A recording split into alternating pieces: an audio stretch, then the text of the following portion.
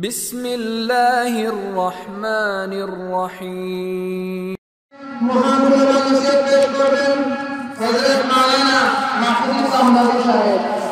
আমি উপস্থিত মূল্যবান জ্ঞান পেশ করার জন্য মাহফিল কমিটির পক্ষ থেকে অভিনন্দন। السلام علیکم ورحمۃ اللہ۔ الحمد للہ نحمده ونستعینه ونستغفره ونؤمن به ونتوکل علیہ ونعوذ باللہ من شرور انفسنا ومن سیئات اعمالنا، من يهده الله فلا مضل له ومن يضلله فلا هادي له، ونشهد أن لا إله إلا الله وحده لا شريك له، ونشهد أن سيدنا وسندنا وشفيعنا وحبيبنا وحبيب ربنا ومولانا محمدا عبده ورسوله الذي أرسله بالحق بشيرا ونذيرا وداعيا إلى الله بإذنه وسراجا منيرا،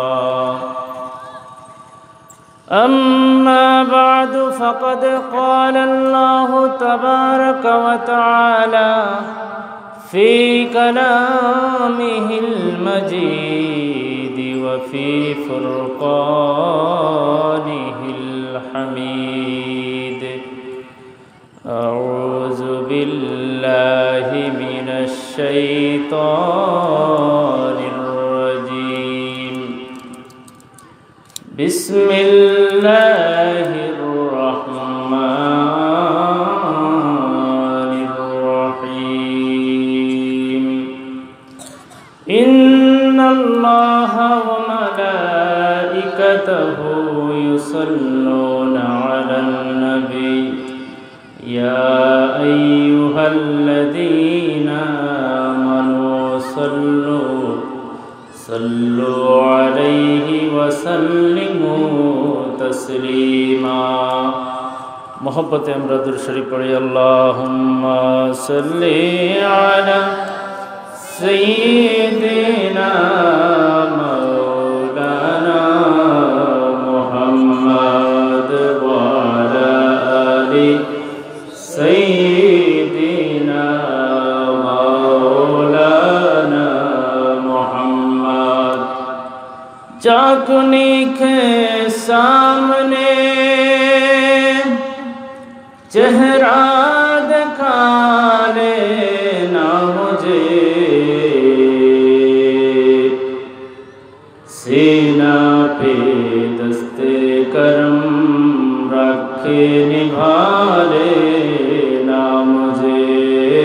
اللہم صلی علی سیدنا مولانا محمد وعلی آل سیدنا مولانا محمد۔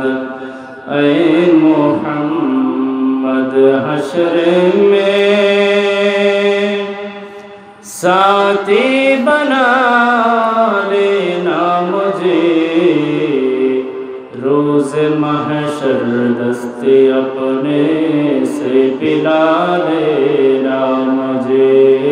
اللہم صلی علی سیدنا مولانا محمد وعلی آل سیدنا مولانا محمد۔ بلغ العلا بکمالہ کشف الدجى بجمالہ حسنت جميع خصاله صلوا عليه وآله तौहीद की अमानत सीनों में हमारा आसान ही मिटाना नामो निशा हमारा बलगल उला बिकमालिही कशफत दुजा बिजमालिही हसनत जमीअ ख़िसालिही सल्लु अलैहि व आलिहि नहीं दो जहां में मिसाल मोहम्मद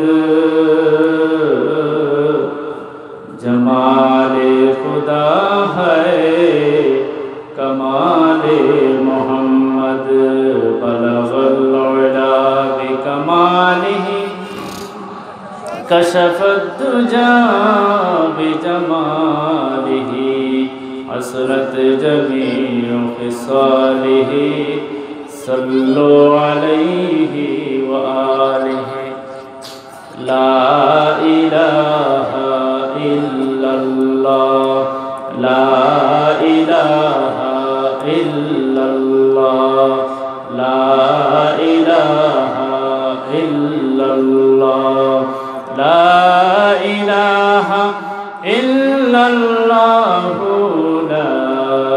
इलाहा इल्लल्लाह ला इलाहा इल्लल्लाह ला इलाहा इल्लल्लाह या हन्नानु या अल्लाह या मन्नानु या अल्लाह या रहमानु या अल्लाह या सुब्हानु या अल्लाह ला इलाहा इल्लल्लाह ला इलाहा इल्लल्लाह ला इलाहा इल्लल्लाह मुहम्मदुर রাসূলুল্লাহ সাল্লাল্লাহু আলাইহি ওয়াসাল্লাম। হাড়গ্রাম যুব সমাজের উদ্যোগে সপ্তম বার্ষিক ইসলামী সুন্নি মহাসম্মেলনের শ্রদ্ধাভাজন সভাপতি মহোদয় জনাব কাজী মৌলানা হাফিজুর রহমান সাহেব, জনাব হাজী মোহাম্মদ তাহিদ আলী সাহেব, জনাব মোহাম্মদ নসিবুল্লাহ এবং জনাব মোহাম্মদ কাসামিয়া সাহেব, উপস্থিত হজরত উলামায়ে কেরাম, বিশেষ করে আজকের মাহফিলের সম্মানিত প্রধান অতিথি ওস্তাজুল উলামা হজরতুল আল্লামা সিরাজুল ইসলাম ফারুকী সাহেব, উপস্থিত আজকের এই মাহফিলের প্রধান আকর্ষণ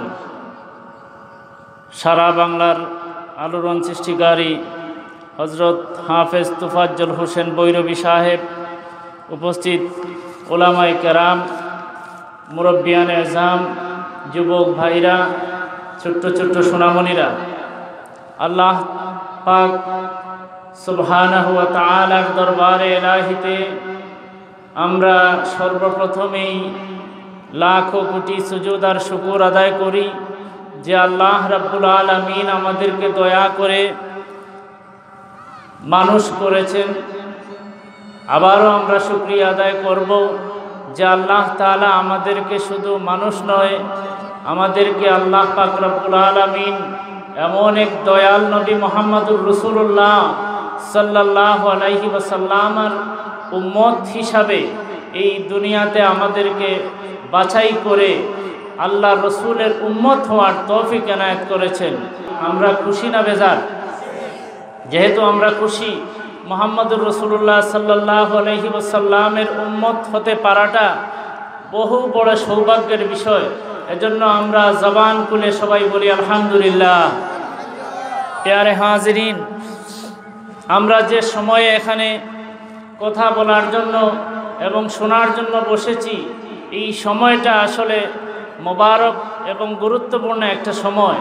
কোরআনুল কারীমের মধ্যে আল্লাহ তাআলা এই যে সময়টা, এই সময়টাকে উদ্দেশ্য করে বলছেন, হাফিজু আলাস সালাওয়াতি ওয়াস সালাতিল উসতা ওয়া কুমু লিল্লাহি কানিতিন। আল্লাহ রাব্বুল আলামিন এই আয়াতে কারিমার মধ্যে দুনিয়ার মানুষদেরকে, বিশেষ করে ঈমানদার মুমিন মুসলমানদেরকে উদ্দেশ্য করে আল্লাহ তাআলা বলেন, হাফিজু, তোমরা হেফাজত করো, তোমরা সংরক্ষণ করো, তোমরা গুরুত্ব দাও, মূল্যবান মনে করো আলাস সালাওয়াতি, সব নামাজসমূহের, ওয়াস সালাতিল উসতা, বিশেষ করে তোমরা মধ্যবর্তী নামাজের গুরুত্ব দেও, মধ্যবর্তী নামাজের জন্য তোমরা বেশি গুরুত্ব সহকারে এই সময়টাকে প্রদান করো। ওয়া কুমু লিল্লাহি কানিতিন, আর তোমরা যারা কানে, যারা দণ্ডায়মান হয়ে যায় আল্লাহ তাআলার সামনে, তাদের সাথে তোমরা সবাই দাঁড়িয়ে যাও।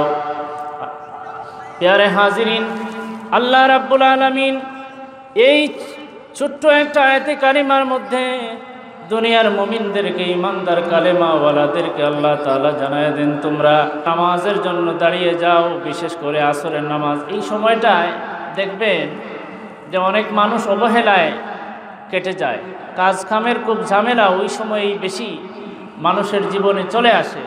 এজন্য এই সময়টা অনেক সময় যাতে হেলায় মানুষে না কাটায়, এজন্য এই সময়টার কথা আল্লাহ তাআলা স্পেশালি কোরআনে বলেছেন, ওয়াস সালাতিল উসতা, এই নামাজকে উস্তা বলা হয়, অর্থাৎ মধ্যবর্তী নামাজ বলা হয়। মধ্যবর্তী নামাজ, যেমন নামাজ তো 5 ওয়াক্ত, ঠিক না? 5 ওয়াক্ত নামাজ শুরু হয় কোন ওয়াক্ত দিয়া? ফজর, এরপরে কি জোহর, তারপরে আসর, এরপরে মাগরিব, এরপরে এশা। তাহলে 5 ওয়াক্ত নামাজের যদি আমরা ফজর এবং জোহরকে একদিকে দেই আর মাগরিব এবং এশাকে আরেক দিকে দেই, মধ্যখানে কোনটা থাকে? আসরের নামাজটা। এজন্য এই সময়টা খুব মোবারক, খুব গুরুত্বপূর্ণ। আর